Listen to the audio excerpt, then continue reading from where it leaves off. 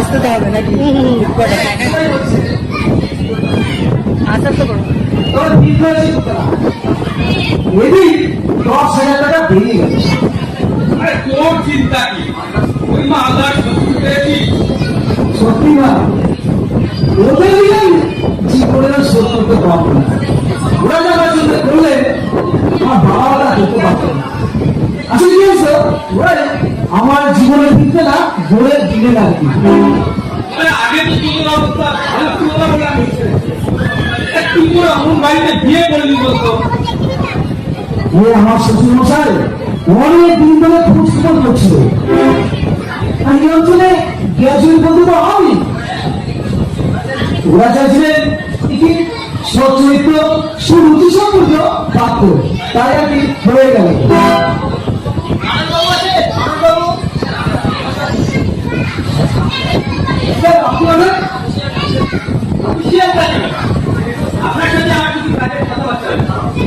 কিন্তু কালকে অফিসের অফিসে কিছু বললেন না আমাকে ঘরে আমি সিদ্ধান্তটা নিলাম আসলে কি আমার সঙ্গে প্রাইভেট কথাবার্তা আছে আপনার সঙ্গে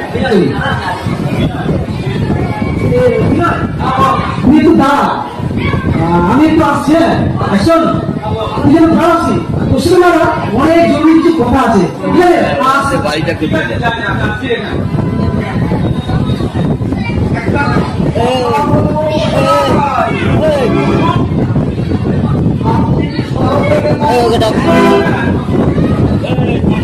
মানুষ আমার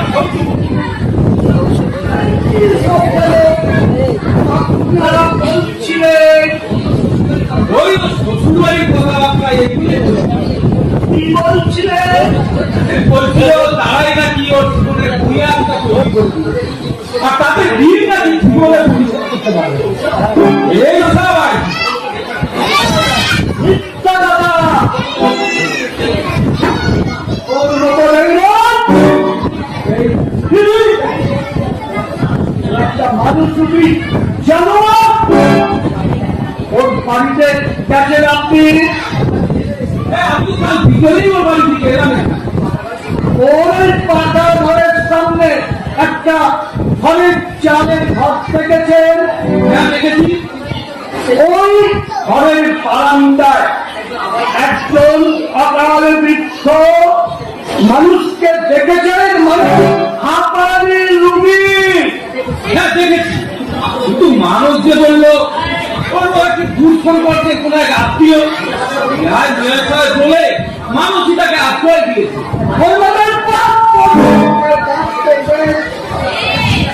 আপন দাদাকে যে নিরস্ত্রয় আত্মীয় বলে বলে জানোয়ার ছাড়া আর কিছুই নয় কিছুই নয় আপন ভাই হ্যাঁ ভাই হ্যাঁ আপন মায়ের পেটের সহোদর ভাই আর ওর দাদাই ওকে লেখাপড়া শিখিয়েছে এই গ্রামের প্রত্যেকটা লোক সে কথা জানে ছি ছি ছি ছি ছি ছি ছি মানব একটা বেঈমান একটা জানোয়ার কিন্তু ও যে বললে ওর শ্বশুর আরাম দাদাকে একবার জিজ্ঞেস করলেন লক্ষ্মীকে চেনে কি নাম লক্ষ্মী কেমন লক্ষ্মী ওর ভাইজি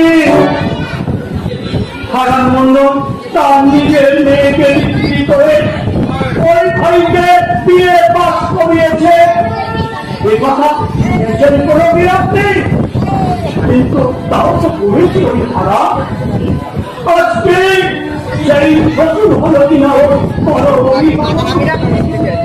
আর ওই উনিও তো চেয়েছিলেন হারানের ছেলের সঙ্গে কিন্তু হারান তো রাজি হলো না বোঝায় রাজি হলো না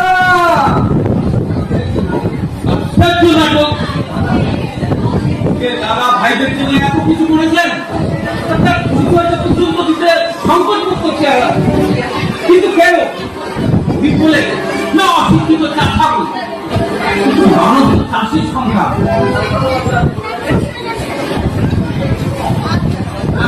কথাবার্তা আপনি বলে রাখবেন যেগুলো একটা ছুটির দিন দেখে আমি জমিটা দেখে আসবো দাম দিয়ে আপনি কোনো ঘন্টা চিন্তা করবেন না আমি চাই জমিটা ভালো হোক আচ্ছা চলি না বলবো স্যার আমার বাড়িতে একটু পায়ে ধুলো কি কথা বলছেন আপনি? নিশ্চয়ই যাবো আপনার বাড়িতে। আগে আপনি বাড়িটা কমপ্লিট করুন।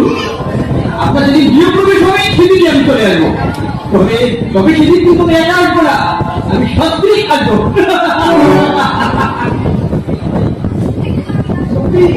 সবাই মানুষ, লক্ষ্যপতি মানুষ, অথচ মনটা কত উদার। মানুষের মনটা দেখলে কি মানুষ চলে যায়? মানুষ কিছুটা মন তো ভুলে যায়, বোঝা যায় না।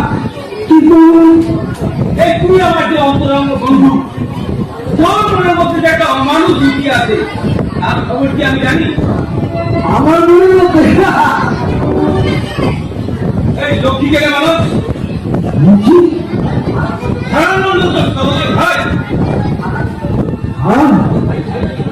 ওর ভাই লক্ষ্মীকে বিক্রি করে তুই বিয়ে পরীক্ষা দিয়েছিস। কোন সময় বলে কোন সময় পয়সা কথা বলে মুক্তানি চুকিয়ে ছিল লক্ষ্মীকে রীতিমতো সম্বোধন করা হয়েছে। কোন সময় তো পয়সা কথা বলে গেল? আর কথাটা যদি মিথ্যেই হয় তুই আমি উত্তেজিত হয়ে গেলি। আরে তুই বুঝতে পারছিস এই সময় অঞ্চলে একসময় মানুষ আছে যারা কোনো ভালো দেখতে পারে। আসলে শিক্ষা দীক্ষার অভাবে যা হয় এই জন্য টাকাবাড়ি করছি, কিন্তু আমাদের চোখ খুশি। আচ্ছা ওই বাজারে দিকে যাচ্ছি। হ্যাঁ চল। আসলে গ্রামের মানুষরা অশিক্ষিত জানোয়ার, আমি তো সেটা কখনোই বলি না, শুধু বড় চর্চা আর বড় নির্ভর।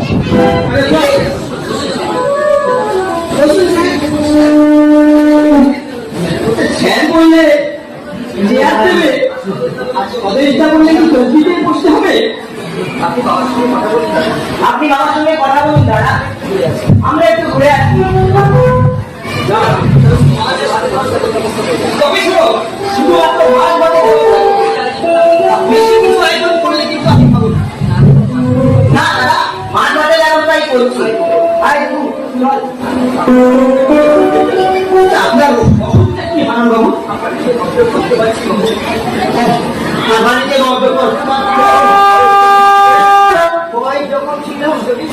শরীরকে শরীর ভাবিনি, সেদিকে বাচ্চা ভাবিনি।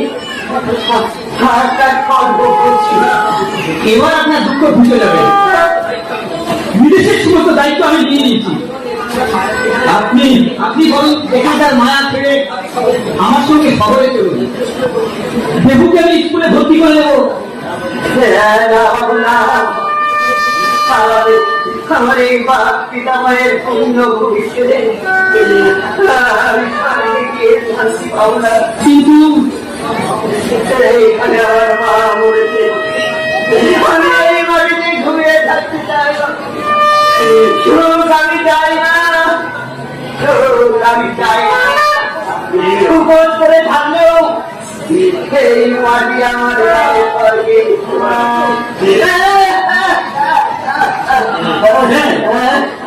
আমাদের ঘরে চলুন। কেন এইখানে এই ময়লার মধ্যে আমি আর এই বাড়ি অতিথি। আপনি যখন বিদেশের সঙ্গে প্রথম আসেন, বৌদি যখন জানলা দিয়ে দেখেছিল, দাদাকে বললো, দাদা তো বিশ্বাসই করলো না। আর শেষে জানলা দিয়ে বৌদি দাদাকে দেখালো। দয়া করে আপনি চলুন ভাই। আজ তো আমার একটু দয়া করতে অসুবিধা আছে, কিন্তু স্যার ইনি আপনার কে হন সুরেশ বাবু? আগে আমার দাদা। আচ্ছা আপনি তো পড়েছেন এমএ, একটা কথার আপনি জবাব দেবেন? বলুন স্যার। আচ্ছা ভাই বেশি আপনার না ফ্যাক্টরির মালিক বেশি আপনার কাছে? আপনার বুঝলাম না স্যার। আমি জিজ্ঞাসা করতে চাইছি, নিজের সহোদর ভাই আর আপনি যার কাছে চাকরি করছেন, ওই দুজনের মধ্যে কে বেশি আপনার কাছে আপন? এ প্রশ্নে জবাব দেওয়া আমার পক্ষে সম্ভব হয়েছে? প্রশ্নটা কি আমার খুব কঠিন হয়ে গেল? আমার মনে হয় ভাইয়ের চেয়ে অন্নদাতা কোনোদিন বড় হতে পারেন। ফ্যাক্টরির মালিক গেলে মালিক পাওয়া যাবে, কিন্তু এই ভাই এমনই একটি যেটা চলে গেলে আর কোনো দিনই ফেরত পাওয়া যাবে না। আপনি তাহলে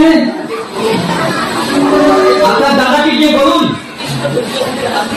শ্রীকৃষ্ণ দুর্যোধনের আতিথ্য গ্রহণ না করে বিদুরের বাড়িতে গিয়েছিল ঘুরতে। যদিও আমার উপমাটা ঠিক হলো না, কিন্তু এর চেয়ে ভালো উপমা কিন্তু আমার আর জানা নেই।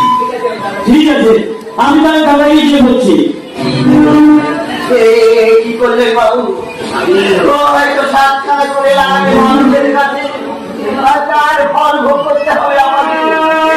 আপনার কোনো ভয় নেই শরণবাবু, আমি তো আছি। মানুষ যদি আপনার উপর অত্যাচার করে তাহলে কিন্তু মানুষ তার চাকরিটা ধরে রাখতে পারবে না। শুনছেন? আমার সেই চা বসে আছে বেলা 10টার সময়, আমি কোনোদিন চা খাই না। আপনি এখানে আপনাকে সেবা করার মতো কোনো দিয়েছিলেন রে? আপনি কি ভাবছেন মেয়েদের হাতে সেবা খাবো বলে আমি শুধু কলকাতা থেকে এখানে ছুটি এসেছি? আগে না স্যার, আপনি কিন্তু কথাটা সেইভাবে আমাকে বললেন না স্যার। আমি বলেছি আমি আর বিদেশে এই ভাঙা ঘরে রেখেছি, বিদেশেই আজ আমাকে এখানে নিয়ে এসেছে। আপনি যদি আমাকে নিমন্ত্রণ করে নিয়ে আসবেন সেদিন আমি আপনার ঘরে যাব। মানব চিনতেছে, মানব মানব চিনতেছে। পৃথিবীর সব মানুষ তোর মতো না মানে তুই আমাকে মানেও, কিন্তু তোর মালিক আমাকে ভালোবাসে।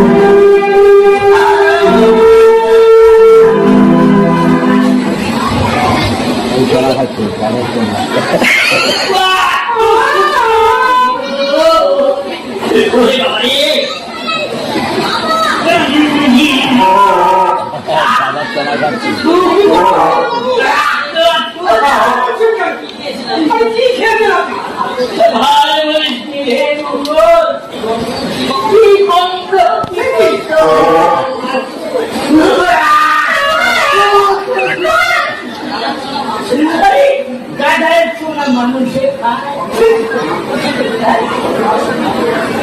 আমার অন্য প্যাকেটে ধান করছিল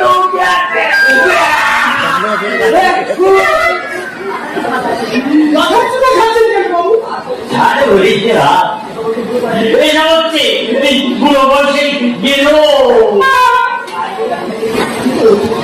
কাজগুলো হচ্ছে বুঝলি, একটু নরম মনে হচ্ছে। আগে একদম কথা বলতো না, এখনই এই কাজের চুনা খাওয়ার পরে কথা তো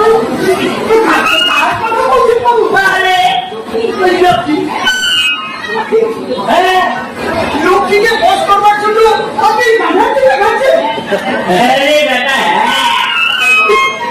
এই কথাই বলে এই তামাক পচা ধোঁয়ার গাড়ি, আরে বউ পচা গলার দড়ি,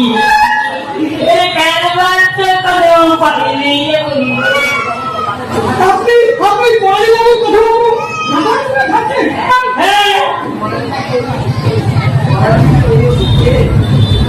এই করালি নাকি এই ওষুধ খেয়ে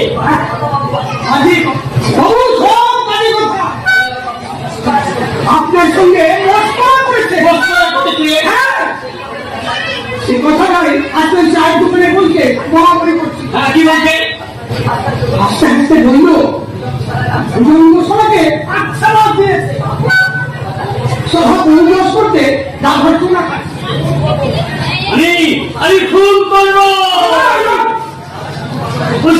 আমি খুন করে জেলে যাব। আমি 300 টাকা দিয়ে হ্যাঁ আমাকে গাড়া কিনে দিয়েছে।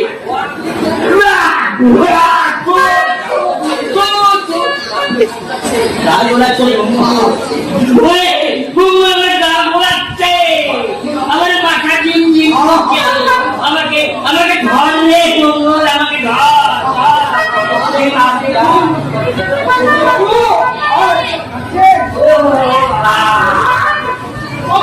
আরে 3 মাস আমার পেটের নারী ভূমি সব বেরিয়ে আসছে রে মঙ্গল। আমি ঘুম করবো, ওই পড়াবি সারা কেন ঘুম করবো। হ্যাঁ, সে এমন অখাদ্য মানুষে খায় কি বিধুরঞ্জে বাবা।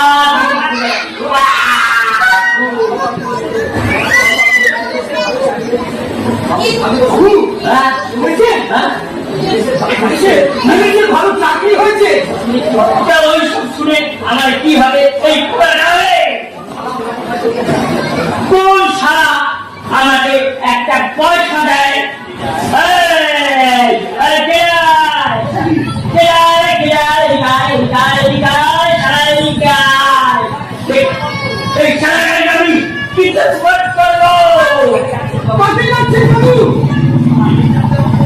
জানতে পারবে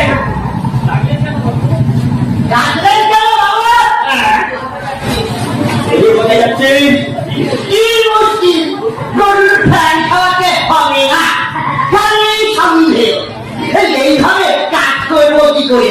বাড়ির মধ্যে ঢুকলে ভাবে আমি লক্ষ্মীর সাথে কথা বলতে যাচ্ছি।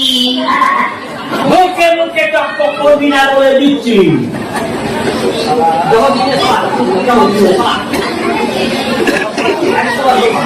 মুখে মুখে দিয়ে কথা বলবি না, খাওয়া খাওয়া খাওয়া বললেন না। এত ভালো লোক, হাজার ভালো লোক, আমিও ভালো বলবি। আপনি একটা খানা সবাই ভালো মুখে মুখ ফিরে যাবো। বৃন্দাবনে পাঠাবো সারা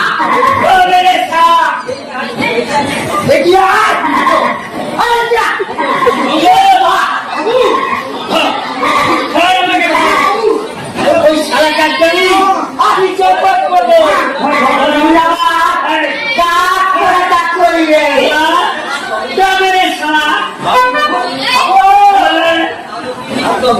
আজ আমি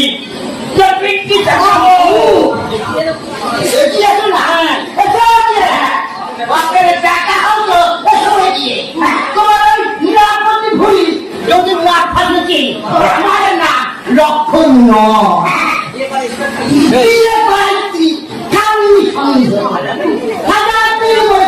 লক্ষ্মী আমার ভাই। ভাই আমি কি আমার ভাই রে? আরে ভাইজি এসে এসে কথা বলিস কেন রে শালা? আপনার মাথায় না ভূত ঢুকেছে। কাজ করো, মহা বিরাম রাখতে না মাথায় বেশ করে মাথো। মানুষ করবে না আমি কোন সারার চেয়ে কম দেয় না।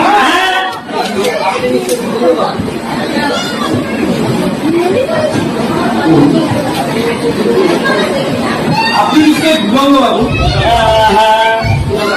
কি দরকার? দেখুন, আমরা আপনার স্ত্রীর সঙ্গে একটু দেখা করতে চাই। আমার স্ত্রীর সঙ্গে? হ্যাঁ। কেন? আমি একজন লেখক। তাতে আমার কি? আমি কোন সত্য ঘটনার উপরে কিছু নাটক লিখি, আর তাতে আপনি থাকবেন ও আপনার স্ত্রীও থাকবেন। লক্ষ্মীর সঙ্গে কতদিনের আড়াই আগে এই বলছি, এই মহব্বতটা এই কতদিন ধরে তোমার সাথে চলছে বাবা। আপনি বাবা, আমার নাম ভুজঙ্গ মাইতি। করলে আমি বুঝতে পারি চালাকি বাবা।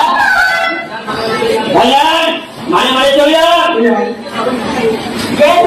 কেন শুধু শুধু এই ইজ্জত হবেন মশাই? আপনি ভুল করছেন।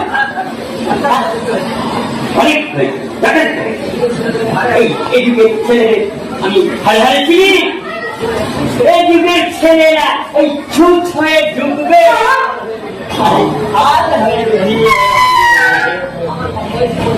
আমার এই কম বয়সী পরিবারটির দিকে হঠাৎ তোমার নজর পড়তে গেল কেন বাবা? এরকমই যদি আমি তো আশা করি। হ্যাঁ, আপনি যে কি প্রকৃতির মানুষ তা আমার জানা হয়ে গেছে। আপনারা চলি মিলন বাবু। হ্যাঁ, নমস্কার, নমস্কার।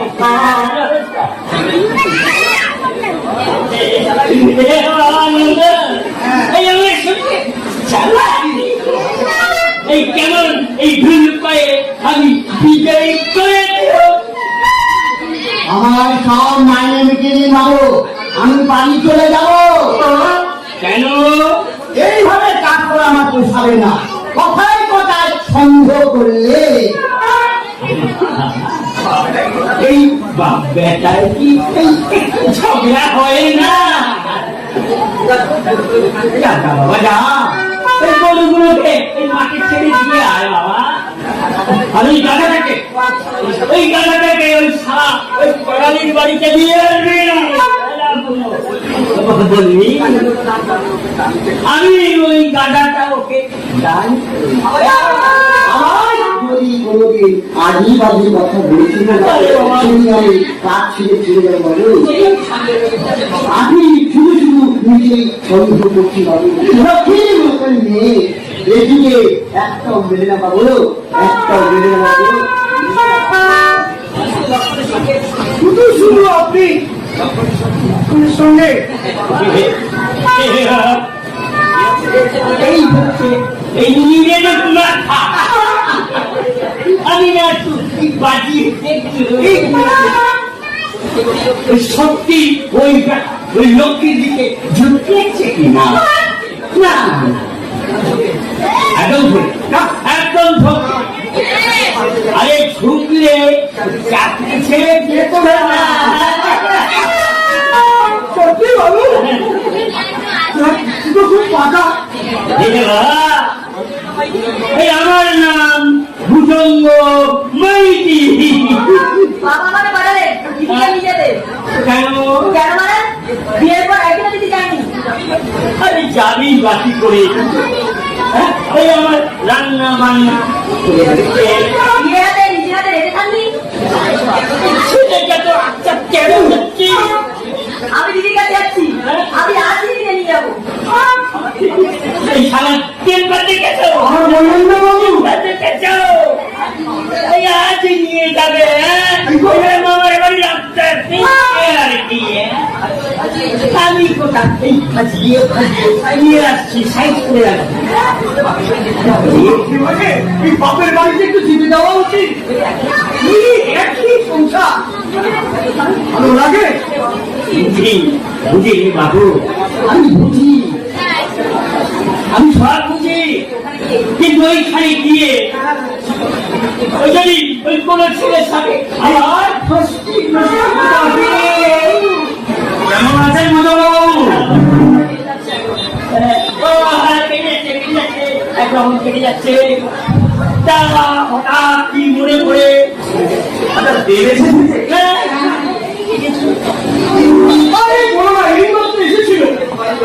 মঙ্গলা, তুমি একটু বাইরে যাও তো।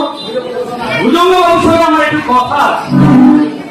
ঠিক আছে বাবু, আমি চলে যাচ্ছি। তাহলে বাবু ওই কথাটাই রইল, ওই দুবিঘা জমি আমি লাঙ্গল দেবো, এটা বলা হইল বাবু। চলি, ওটা যেন আর কাউকে দেবে না। না না না,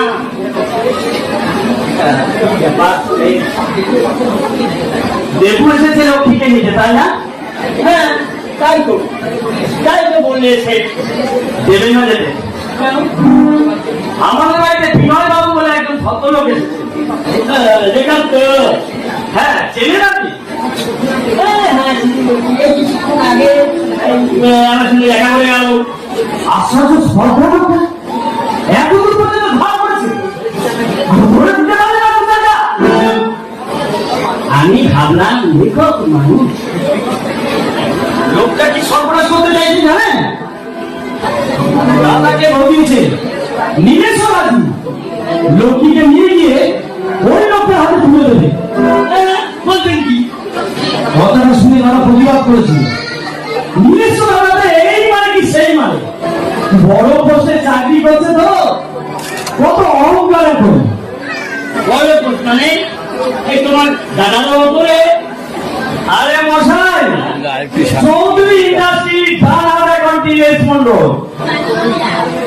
অবেশ চৌধুরী ডানহাট। আমরা এত অহংকার কিন্তু থাকবে না। অদেশ বাবুর হাতে তুলে দেবে না কি জানি, তাও হতে পারে। এত মাথা ব্যথা কিসের হতে? মাত্র 3-4 মাস চাকরি করছে, তাতেই নাকি খবর সমস্যা। তাই অদেশ চৌধুরীর বয়স কত? কত আর হবে, আমাদের বয়সে আর কি। তবে হ্যাঁ, বাড়িতে একটা স্ত্রী আছে। আরে দেখো তার এই স্ত্রী, এই ছেলে কন্যাদের সঙ্গে বিশ্বাসঘাতী বলো। হ্যাঁ, আমি ভাবে চলি। আমি যে এখানে এসেছি না, এই গল্পের মধ্যে এমনি জানে লোকটি এখান থেকে যেতে পারেন না, বিয়েই কিন্তু হাত ছাড়া হয়ে যাবে। হ্যাঁ, আপনার বুঝুন বাবু, এই স্ত্রী আর টাকা দেয়া ধরলেই কিন্তু আর পাবে না, কবরের মতো ফিরে যায়।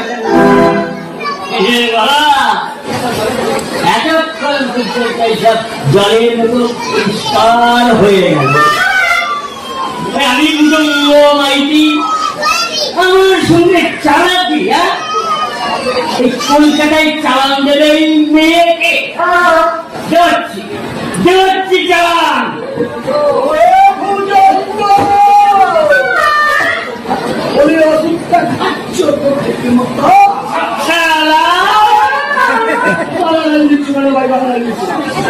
তোমার মতো ওই 420-কে কি করে জব্দ করতে হয় আমার ভালো করেই জানা আছে।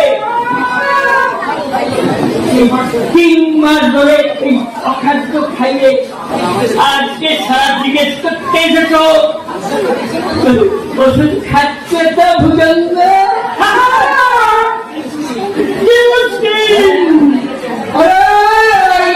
তোমার চেহারাটা একবার দেখেছ তো? তাহলে ওই বাজারে গিয়ে একটা আয়না কিনেন, তোমার চেহারাটা একবার দেখো তো। তোমার বউ প্রশ্ন হোক, চেহারাটা একেবারে ফলদাই হয়েছে। এটা তো তুমি আর এখন অস্বীকার করতে পারবে না। ভালো হয়ে বলছো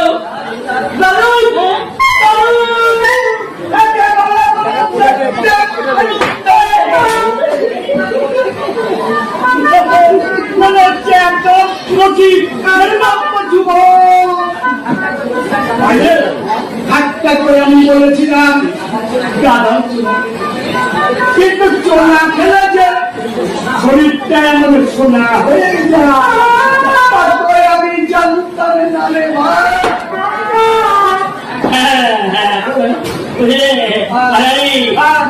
গায়ে কাগজ পাচ্ছে হজমের গোলমালটা তোমার দাদাটা আমাকে মাছ খানেকের জন্য দেবে ভাই, আমি না হয় একটু করে চোনা খেয়ে দেখি।